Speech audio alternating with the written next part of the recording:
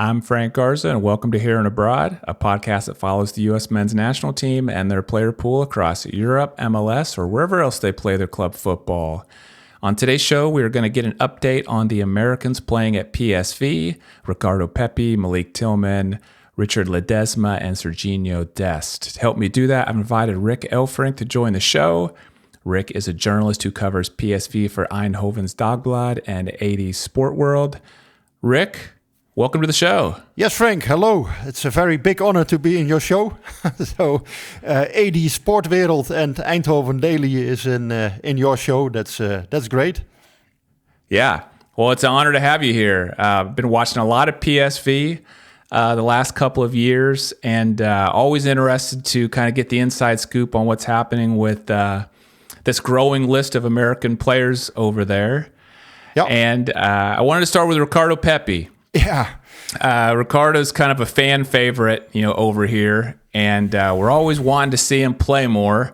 Yeah, of but course. we also understand he plays behind, Luke de Jong, who's the captain, and just came off an incredible season.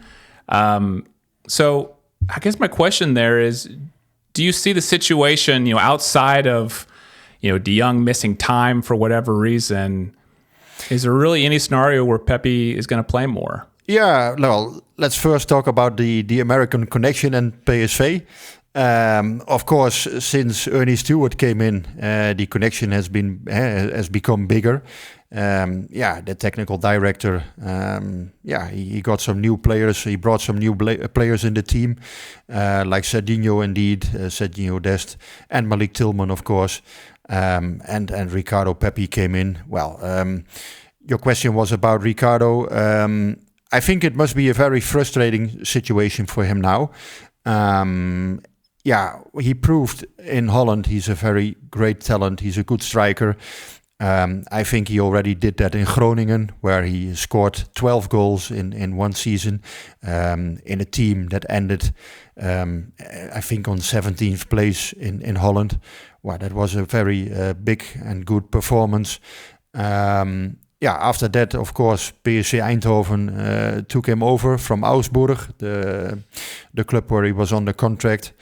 And of course, Stewart brought him in with the idea that he could be a good replacer for Luc de Jong. Well, Luc de Jong had indeed, as you said, 23-24 season was a was a great season for PSV, and also a great season for Luc de Jong, who ended top scorer in the league with 29 goals. I think he also performed well in the international games. So it must have been very difficult for Ricardo to be in Eindhoven sometimes. I remember Peter Bos, the trainer of PSV. He said once that Ricardo lost a little bit his focus, I think, after 7-8 months in Eindhoven, because he became no chance, and Luc de Jong, he didn't stop scoring goals. So then it's frustrating when you do everything well.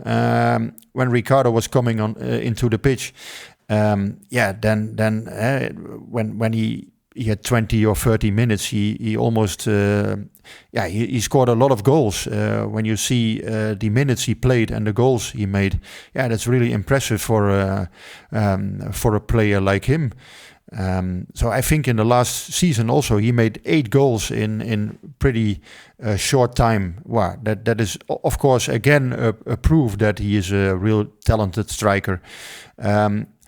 One of the things that makes him special is his shot conversion. What you see is that Ricardo is a really good striker, of course. But when he shoots from like 16 or 17 meters, he's really, really dangerous, and he can shoot with right and left foot. So he's a very different striker than Luc de Jong, who's one of Europe's greatest headers. Luc de Jong is also not really fast. It's not a fast striker, but he's always dangerous in the box. And I think with Ricardo, you have a really different striker on the bench normally. So that is, for Peter Bos, the coach, is of course a luxury situation, because when it doesn't work with plan A, Luc de Jong, then he can always switch to plan B. That is Ricardo, of course. Yeah, but when Luc makes his goals, when he's the captain, he's putting pressure. He's also the leader in putting pressure when the opponent is in ball possession. Yeah, it is really difficult for Ricardo to come in, I think. But yeah, one of the chances is maybe that when Luc de Jong gets injured, maybe. So no one hopes for that, of course. But then there comes, of course, a real chance for Ricardo. When Luc de Jong doesn't deliver anymore, when he gets older, he's now 34. So there must once come a moment, that he maybe struggles a bit. Yeah, then of course Ricardo must be ready, and that is of course the moment where he hopes for. But I think when it goes on and on like this, then in the winter period, it will again be a question if Ricardo can stay at PSV, if he can keep the motivation. Because for him, it's not good that he plays so... he doesn't play enough minutes now. So it's also for the American team, it's not good. Because I know Ricardo wants to be the striker in the US team in 26. Football, soccer is really getting big the coming 18 months in America. And I know that Ricardo is really, really looking forward to that. And he wants to be the striker, of course, on the World Championships in 26. So, yeah, I really hope for him, of course. There comes a chance. But it's also, it's difficult because Luc de Jong was one of the greatest players in PSV history, maybe. I think he's the best player in this... in this century. So that says a lot. Ricardo has to fight against a real big opponent who made some history in Eindhoven. He has four titles already on his name in Eindhoven. So that is a real big mister, as they say in Holland. Yeah. Yeah, I think that, one of the things that was surprising to me as I was watching last season is, I don't think anybody expected Pepi to come in and take Luc's place, the type of player he is and how he was playing. But I thought there would be maybe more rotation, PSV playing in the Champions League. Sometimes there's 2 matches per week. I thought maybe in those weeks, Pepi might get a start in the league game. But really that doesn't happen. Does the coach, Peter Bosz, not believe much in rotating players, or is there some other reason why that isn't happening? I think he believes in that, but Luc de Jong is a player who always is a lot of minutes on the pitch. He's really, really sharp and fit normally. I think there will be some chances for Ricardo in the second half when everything stays the same. PSV gets a very, very busy schedule in January and February. Then they play 6 times after week on week. 6 times they play two matches in a row. So they play like 12 matches in, I think, 36 days or so. I think then there will come really chances for Ricardo, because then they play cup matches, they play Champions League matches, they play league matches. So then it will be too busy for Luc de Jong, of course. And I think, of course, earlier also there come fair chances for Ricardo for sure. But I think he also must focus on that period of the season. I think during from half January until half February, he will play 3 or 4 matches at least fully, I think. Okay, well, that's good news. Do you sense that there's any tension between Ricardo Pepi and the coach, or Ricardo Pepi and the club, because of his frustration of not playing minutes? I know last year his agent kind of said some comments that we heard of that were kind of negative, and is there any tension at all, or does everything appear to be okay? Not yet. So of course in the summer, they made up the balance, and then of course the conclusion was that Ricardo he played not enough minutes. That is for sure true. I think it is also fair to conclude that. I would also say that it would be normal to give him some more minutes.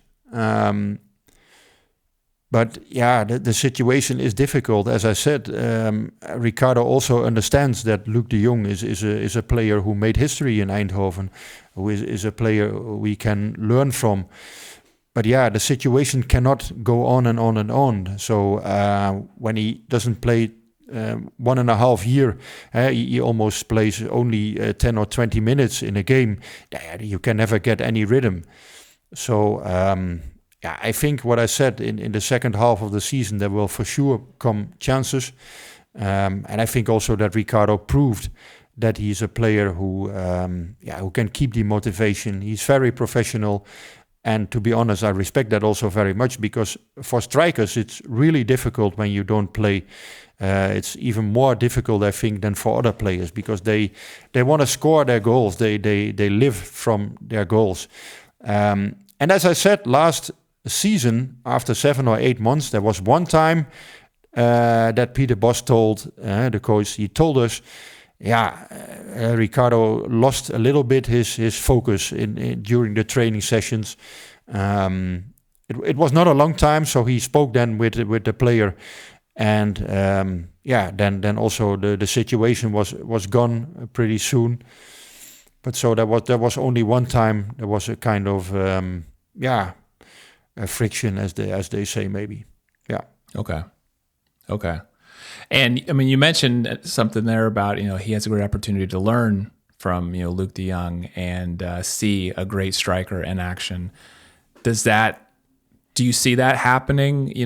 Do those two get along well and seem to have a good relationship, a good kind of mentor-mentee relationship? Yeah, I think so. Of course, what I said, the players are really different. So Ricardo is more, I think, even more a goal-getter, a player with who can shoot very, very well from 16 meters, 17 meters. It's really impressive, his shot conversion, as I said.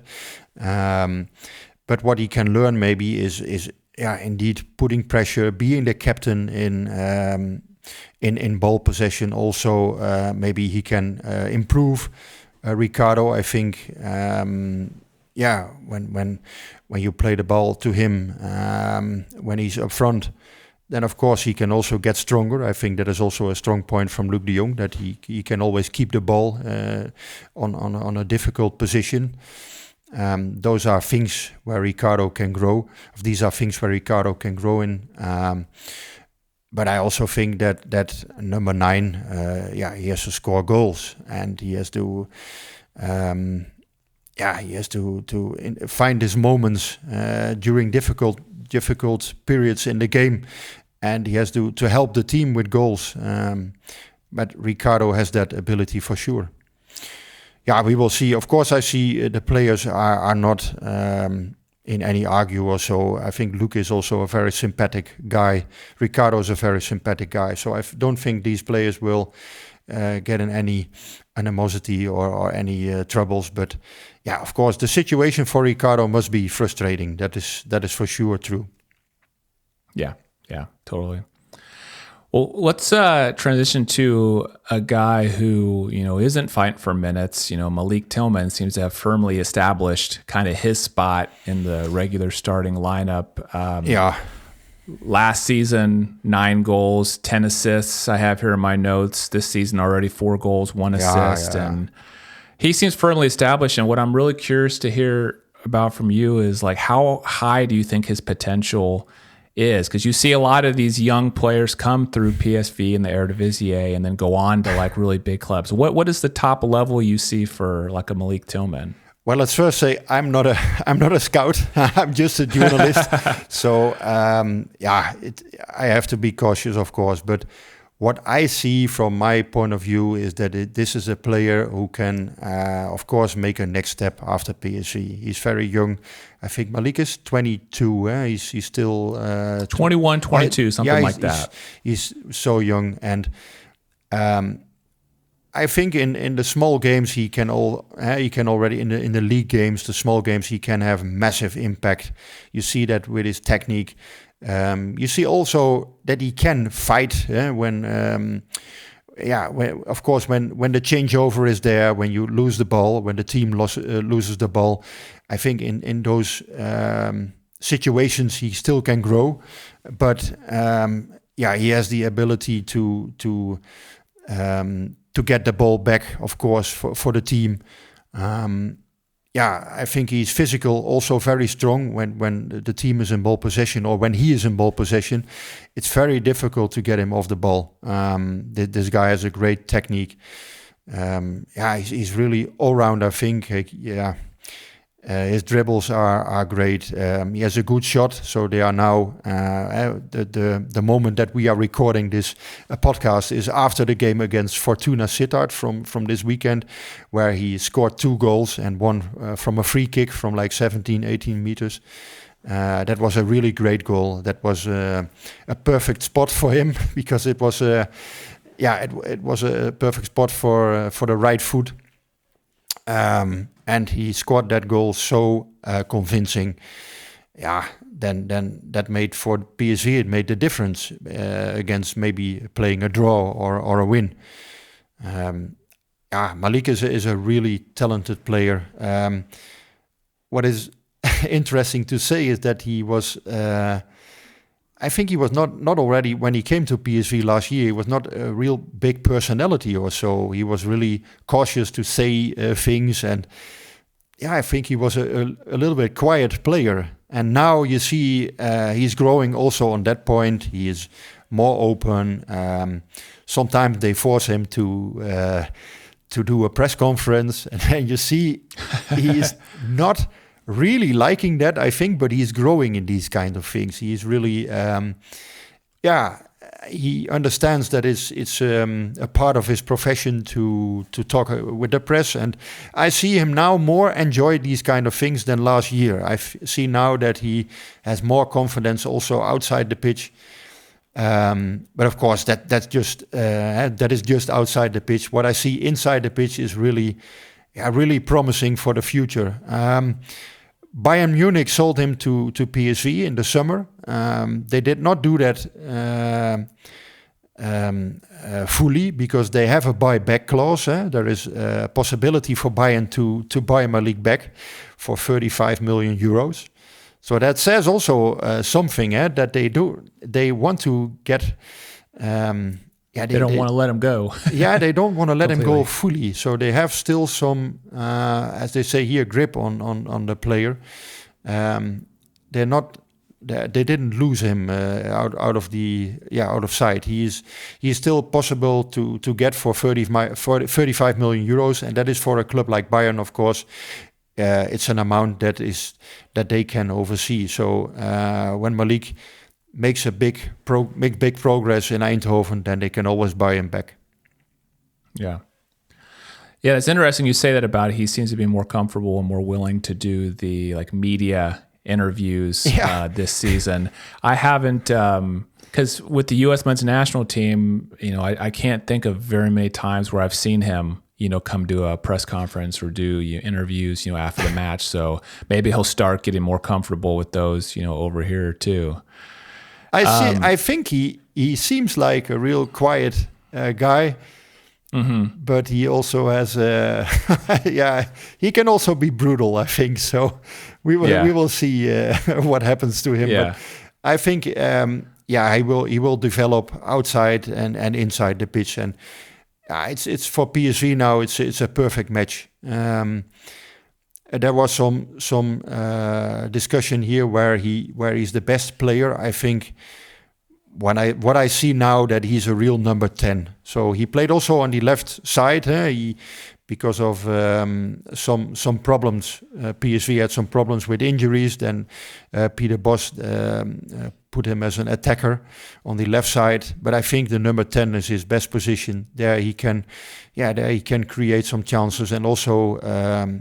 He's close to the goal. I think he's also very dangerous. And for a number 10, of course, it's such a big advantage when we have the ability to score goals, and he really has that. Last year, indeed, what you said, 9 goals. I didn't really realize that, but it's a lot for a midfielder. It's those are great figures. And he didn't play all the matches last year. So this year, I think he will play almost all the matches. One thing for sure, he has to grow in international games still.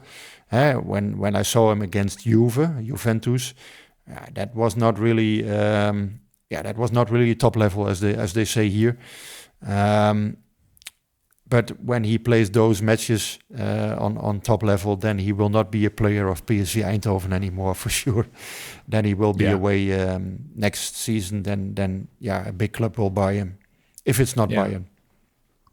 And I would say it's the same for the U.S. men's national team. You know, he's been getting more and more opportunities lately. He's yet to, I think, really stand out with a great performance.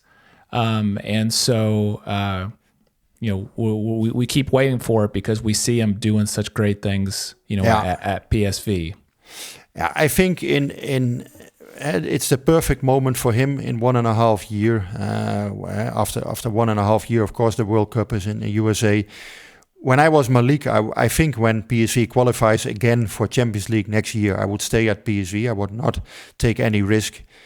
And I would try to develop in Eindhoven and then make the step to the American national team in 26 and play the World Cup. And of course, you will see him a lot of games before.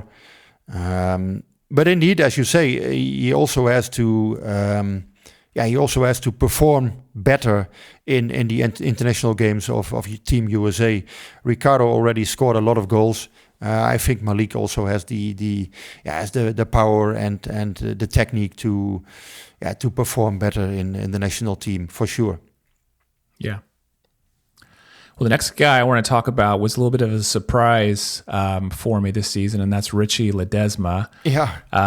He's honestly a player I don't know a whole lot about, and I can imagine. Watched much. Yeah. I can really tell me about imagine. his performance. Yeah, tell me about what you think of his performance so far this season. Well, Frank, this guy is really, it's really astonishing. What happened to him? I thought in the summer he had no foresight to play because everyone thought he would leave. He only had 1 year contract, and he didn't play a lot. He came back from an injury, and also last year, I think 1.5 years ago, he was on loan at New York. He also didn't play. He played there, of course, but he did not play every game. So we thought here, there would be no foresight to play a lot. But then there were some injuries, and PSV also sold a player named Jordan These, the right winger. Right fullback, of course. The right winger is Johan Bakayoko, and the right fullback was Jordan These. They sold him. Yeah, and after that they had a big problem because there was no replacement for These. And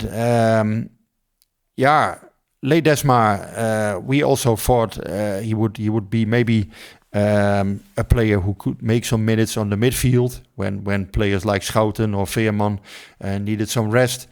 Then he would make maybe some minutes. But what happened now is that he came in as a right fullback, and he did it really well.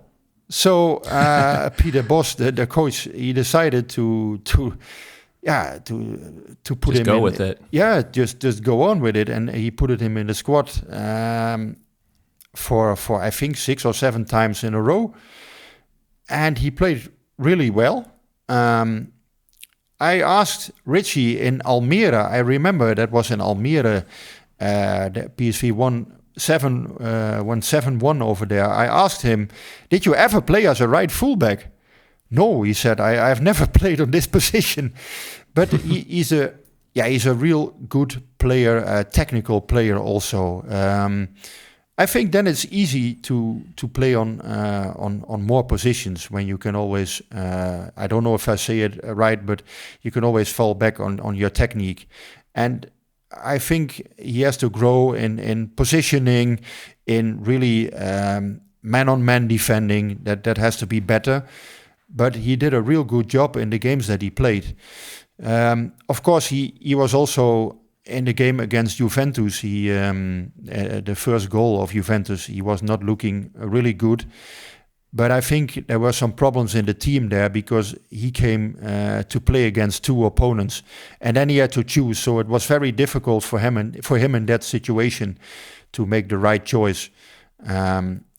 I cannot say he played really well against Juventus, but he also was not a real bad player in that game or so. So when you have never played on a position as a right fullback, and when you perform that way, I think that deserves a lot of respect, what Richie has done. And well, I know him a very long time now. I know him for like 6 years, I think. He came from a college team to Eindhoven then. I saw him then play. I think he was a number 6. So he also played as a number 8 and 10 in Eindhoven.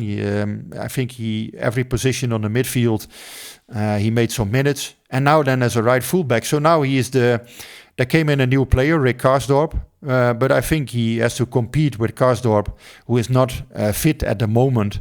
So he cannot play everything. So Richie will have to compete with this guy for the right fullback position. Okay.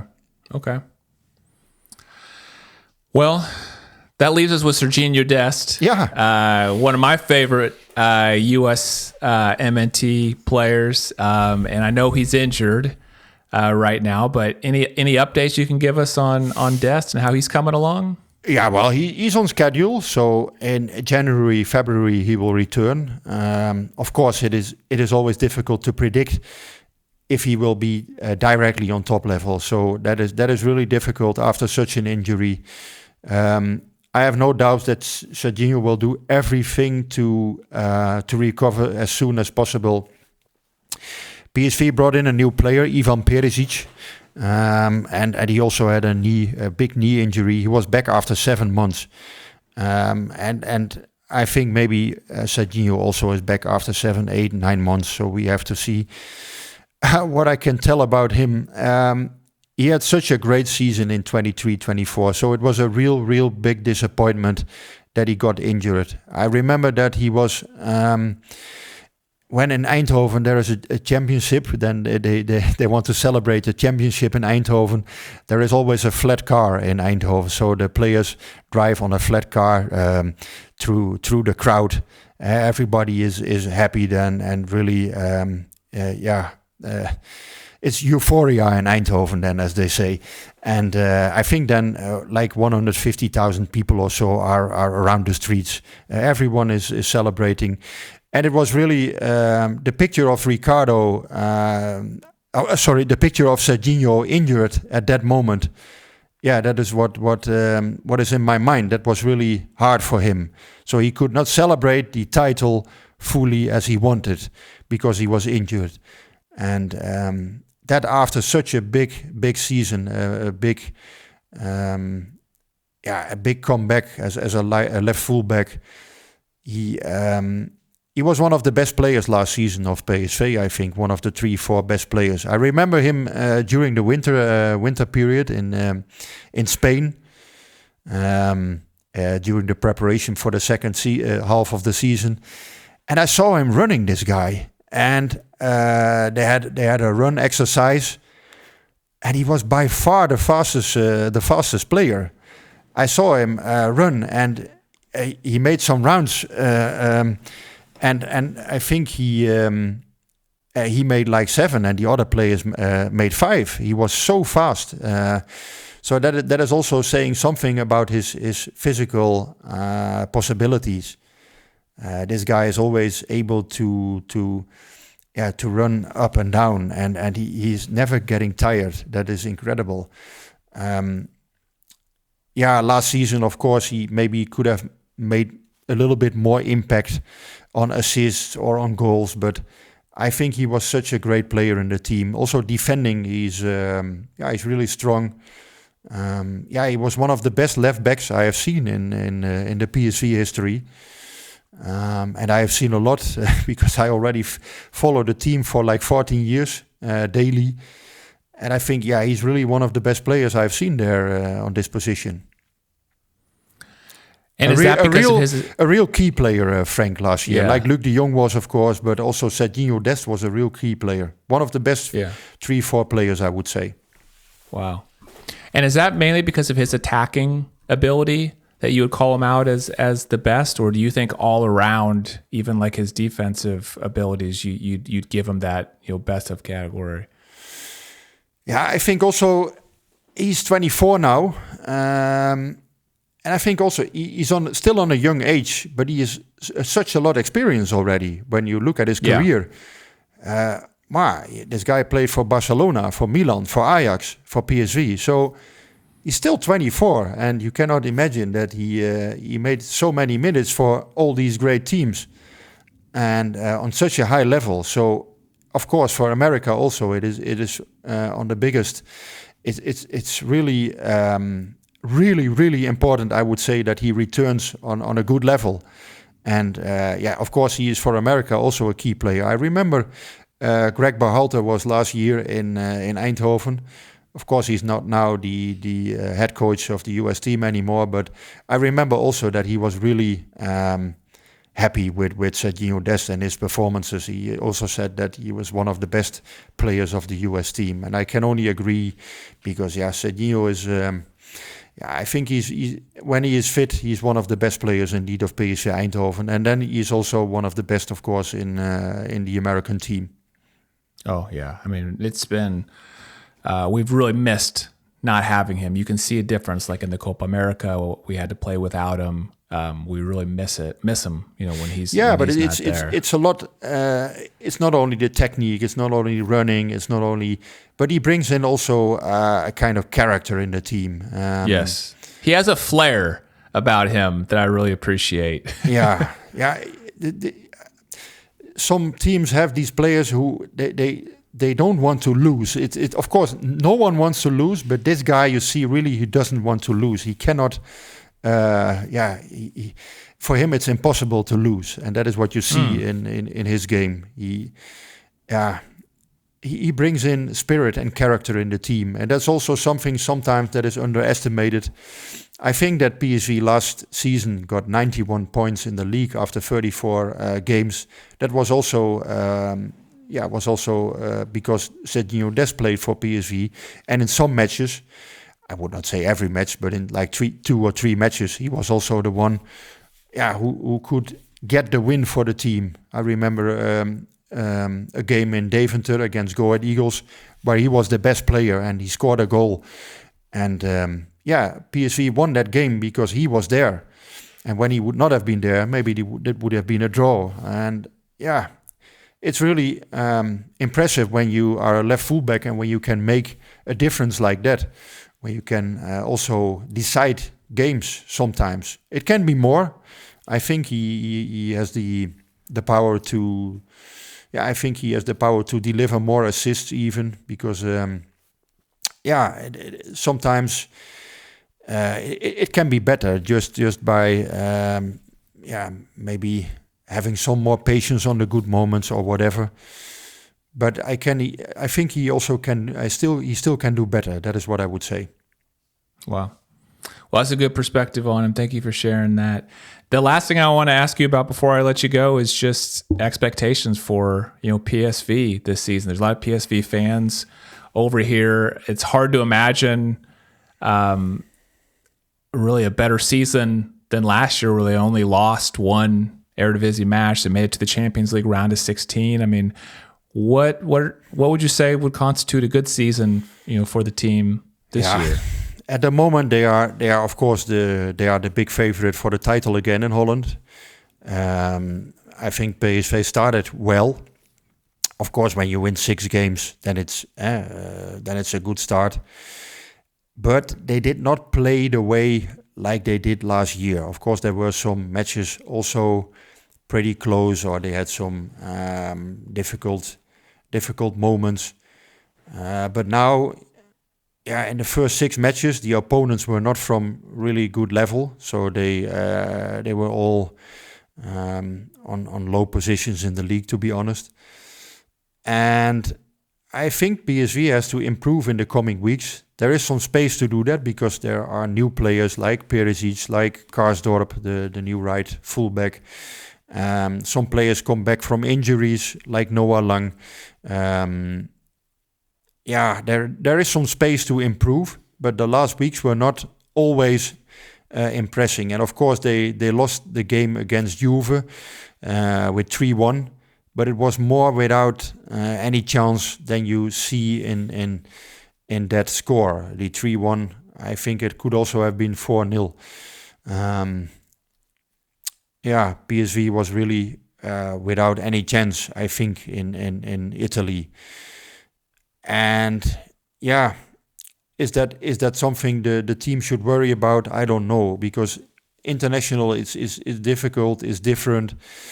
In Holland, I would say that PSV is indeed the big favorite for the title. They have in the center of the team, they have so many good players like Saibari, like Veerman, like Schouten. They are all top players, and when they maintain their current level, then it's for the other teams it will be very difficult to threaten PSV. I think in Holland, 91 points is maybe too much, but I think this year also you can get champion with like 82 or 83 points in a normal season. Well, I'll be watching and cheering for him.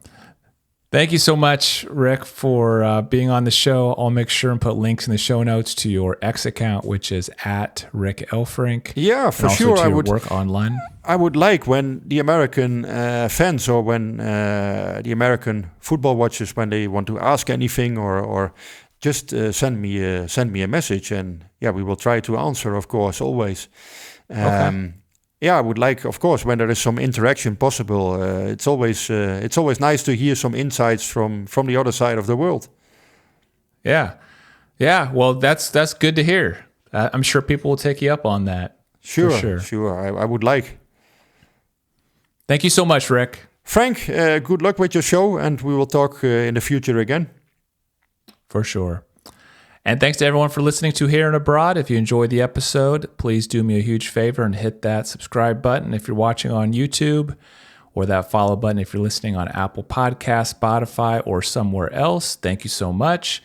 I'm Frank Garza. You can follow me on X at FrankGarza007, and I'll be back next week with a new episode.